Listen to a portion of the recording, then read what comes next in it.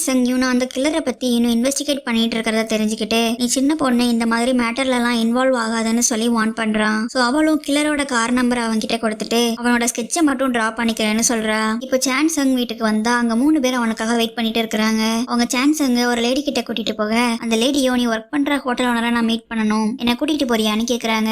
அதை கேட்டு ஷாக் ஆன இவனும் உங்களுக்கு எப்படி மேனுவலா தெரியும்னு கேட்க, அவங்க நான் ஏற்கனவே 3 ஹோட்டல்ல மேனேஜரா ஒர்க் பண்ணிருக்கேன்னு சொல்றாங்க.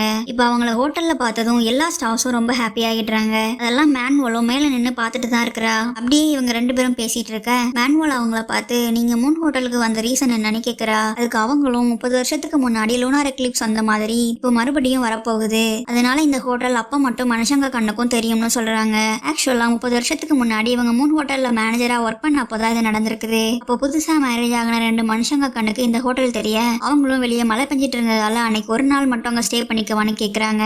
அதை பத்தி அந்த மேனேஜர் மேனுவல் கிட்ட சொல்ல அவளும் பாவப்பட்டு சரின்னு சொல்லிடுறா. 3 ஹோட்டல்ல கன்சீவ் ஆன அந்த லேடிக்கு பிறந்த குழந்தை இப்ப ஃபியூச்சர்ல ஒரு பெரிய சாக்கர் பிளேயரா சக்சஸ்ஃபுல்லா இருக்கிறான். அதனால இந்த லேடி இவங்களோட பொண்ணையும் அவ ஹஸ்பண்டையும் ஒரு நைட்க்கு மட்டும் இங்க ஸ்டே பண்ணிக்க பெர்மிஷன் கேட்டு வந்திருக்காங்க.